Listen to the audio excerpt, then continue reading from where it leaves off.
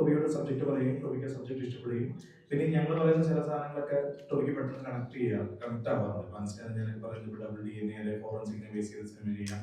ഇപ്പം തൊട്ടും പറഞ്ഞ പോലെ ചില എലമെന്റുകളൊക്കെ പറഞ്ഞ് ടോബിക്ക് അത് പെട്ടെന്ന് അതിന്റെ സാധ്യത എന്താണെന്ന് മനസ്സിലാവുകയും അല്ലെങ്കിൽ അത്രയും ഇപ്പൊ നമ്മളിപ്പോ ഇത് പല സാധനങ്ങളും നമ്മൾ പുതിയതായിട്ട് അറ്റൻഡ് ചെയ്യുന്നു ഞാൻ പറഞ്ഞിരുന്നല്ലോ. അപ്പൊ അതൊക്കെ പറയുന്ന സമയത്ത് ഇനീഷ്യൽ ഐഡിയ കേൾക്കുമ്പോൾ തന്നെ ഭയങ്കരധികം ഫുള്ളി അതിലിനായി ഇപ്പം ആക്ഷൻ സീനുകളൊക്കെ നമുക്ക് ഇങ്ങനെ ചെയ്യാന്ന് പറഞ്ഞു കഴിഞ്ഞാൽ ഓക്കെ അതിന് വേണ്ടി എഫേർട്ട് എടുക്കാമെന്നൊക്കെ പറയുന്ന ഒരാൾ നമ്മുടെ സുഹൃത്തായിട്ടും സൂപ്പർ സ്റ്റാറായിട്ടും ആക്ടറായിട്ടൊക്കെ ഉള്ള സമയത്ത് ഓഫ്കോഴ്സ് നമ്മൾ അയാളോട് ആദ്യം പറയുക എന്ന് പറയുന്നതാണല്ലോ ഏതൊരാളുടെ ഒബ്വിയസ് ആയിട്ടുള്ള ചോയ്സ്. അപ്പൊ അത് മണ്ടത്തരായിരിക്കും എന്തായാലും. പിന്നെ ഞാൻ വിവാഹം കഴിച്ചു, പിന്നെ ഒരു ഡിവോഴ്സ് നടന്നു, പിന്നെ ഒരു ഡിപ്രഷൻ നടന്നു, പിന്നെ അതിൽ നിന്ന് റിക്കവർ ചെയ്തു, പിന്നെ ഈ പണം ചെയ്തു. അപ്പൊ ഒരു 10 വർഷം എടുക്കൂലോ. I hope that's clear.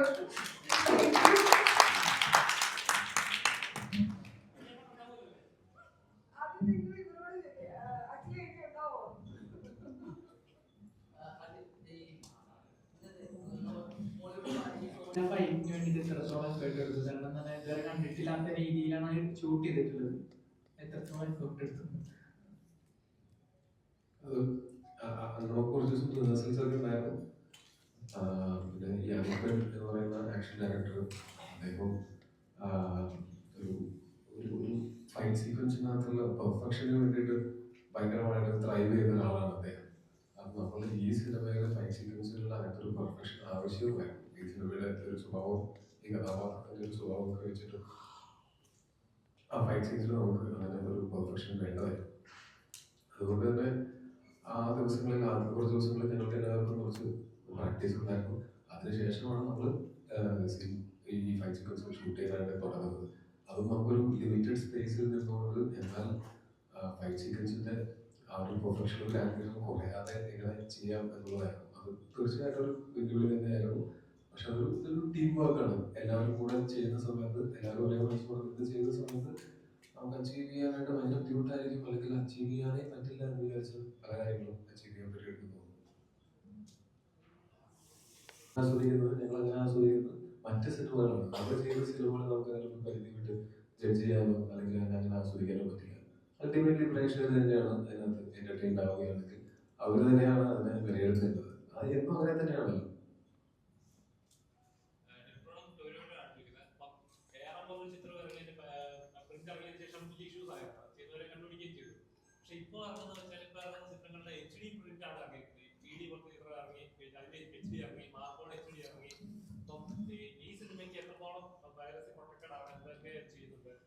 ഈ സിനിമയ്ക്ക് തന്നെ ഏതൊരു സിനിമയ്ക്കാണെങ്കിലും പൈറസി എന്ന് പറയുന്ന ഒരു കാര്യം വർഷങ്ങളായിട്ട് സിനിമയ്ക്കകത്തുള്ളവർ അതിനെ പ്രതിരോധിക്കാൻ ശ്രമിക്കുന്നുണ്ട്.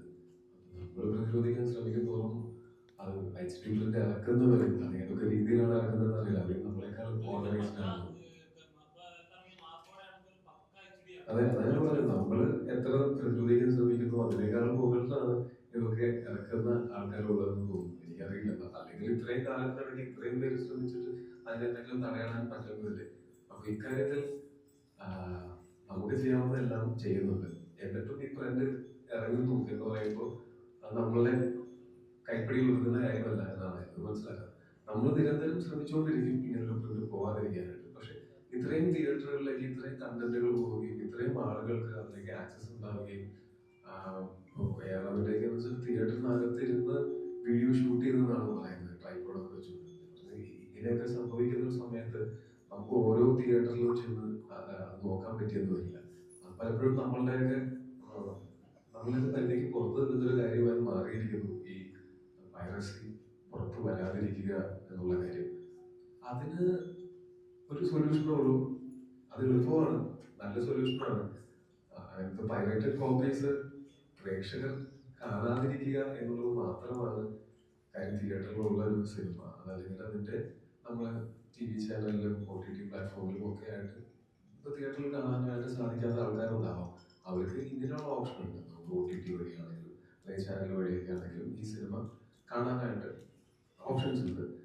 ഈ സിനിമയിൽ ഏത് സിനിമയും ഒരു സിനിമ നിങ്ങൾക്ക് കാണണ്ട എന്നുണ്ടെങ്കിൽ കാണാതിരിക്കും. അത് ആ സ്വാതന്ത്ര്യം എല്ലാവർക്കും ഉണ്ട്. പക്ഷെ പൈറേറ്റഡ് കോപ്പി കാണുന്നത് മോഷണം മുതൽ ഉപയോഗിക്കുന്നത് പോലെയുള്ള ഒരു കാര്യമാണ് എന്നുള്ളൊരു തിരിച്ചറിവ് പ്രേക്ഷകർക്ക് ഇതിനോടകം തന്നെ ഉണ്ടാവേണ്ടതാണ്. അങ്ങനെ ഉണ്ടാവുകയും പ്രേക്ഷകർ അത് കാണാതിരിക്കുകയും ചെയ്താൽ ഇത് വളരെ എളുപ്പത്തിൽ തീരുന്നത്. അല്ലാതെ നമ്മൾ സിനിമയ്ക്കകത്തുള്ളവരോ അല്ലെങ്കിൽ വേറെ ഏതെങ്കിലും ഏജൻസീസോ അല്ലെങ്കിൽ പോലീസോ പോലും ശ്രമിച്ച്, അല്ലെങ്കിൽ അങ്ങനെ ഇപ്പൊ സൈബർ ക്രൈമാണ് ഇത് നമ്മൾ ശ്രമിച്ചിട്ട് നമ്മുടെ പിടിയിൽ നിൽക്കുന്നില്ല. ഇത്തരം സിനിമകൾ കാണുമ്പോൾ ഇത്തരം ആളുകൾ കാണാൻ പോകുന്നു, തിയേറ്ററിലേക്ക് വരുന്ന ഓരോരുത്തരെയും ക്യാമറ മൊബൈൽ ഫോൺ പിടിച്ചു വെച്ചു അങ്ങനെയൊന്നും തിയേറ്ററിൽ കയറ്റാൻ പറ്റില്ല. അത് ഭയങ്കര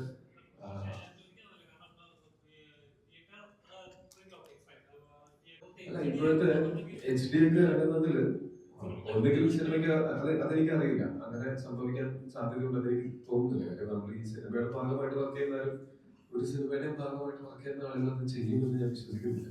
പക്ഷെ ഇപ്പൊ നമ്മൾ ഈ കേസിന്റെ ഭാഗമായിട്ട് എടുക്കുന്ന അറിഞ്ഞതെന്ന് വെച്ചാൽ പല തിയേറ്ററിൽ നിന്ന് ഒരേ സമയത്ത് ഈ സിനിമ ഷൂട്ട് ചെയ്തിട്ട് അത് AI ഒക്കെ വെച്ച് എൻഹാൻസ് ചെയ്തിട്ട് HD പ്രിന്റാക്കി ഇറക്കുന്ന ഒരു സംവിധാനം ഉണ്ടെന്നൊക്കെ പറഞ്ഞു കേൾക്കുന്നുണ്ട്.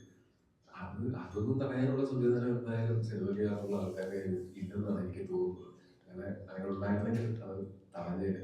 പക്ഷേ ഇതിപ്പോ ഏതെങ്കിലും ഒരു സിനിമയ്ക്കകത്ത് തന്നെയുള്ള അല്ലെങ്കിൽ ഡിസ്ട്രിബ്യൂട്ടേഴ്സിന്റെ ഭാഗത്തുനിന്നോ അങ്ങനെയൊക്കെ ഒരു HD പ്രിന്റ് ലീക്ക് ആയിട്ടുണ്ട് എന്നുണ്ടെങ്കിൽ അത് തീർച്ചയായിട്ടും അനീതികരമായിട്ട് ഉള്ള ഒരു മിസ്റ്റേക്കാണ്. അത് അങ്ങനെ സംഭവിച്ചിട്ടുണ്ടെങ്കിൽ അതിന് ഭയങ്കരമായിട്ടുള്ള നടപടികളിലേക്ക് പോകേണ്ടതാണ്. പക്ഷെ അതുപോലും നമുക്ക് വേണമെങ്കിൽ അവരുടെ ഈ പറഞ്ഞ പോലെ ഈ മോഷണം മുതൽ ഉപയോഗിക്കില്ല എന്ന് നമ്മൾ തീരുമാനിച്ചത്. ഞാൻ നിങ്ങളെപ്പോലെ ഒരു പ്രേക്ഷകനാണ്. ഞാൻ പരമാവധി സിനിമകൾ തിയേറ്ററിലോ അല്ലെങ്കിൽ TV-യിലോ അല്ലെങ്കിൽ OTT-യിലോ ഒക്കെ ആയിട്ട് കാണുന്നതാണ്. പൈറേറ്റഡ് കോപ്പിയൊക്കെ വിവരമില്ലാത്ത പ്രായത്തിൽ കണ്ടിട്ടുണ്ട്, ഇല്ലെന്ന് ഞാൻ പറയുന്നില്ല. ഞാൻ ജനിച്ചപ്പോൾ മുതൽ ഞാൻ തിയേറ്ററിൽ മാത്രം സിനിമകൾ കണ്ടിട്ടുള്ളതാണ് ഞാൻ പറയുന്നില്ല.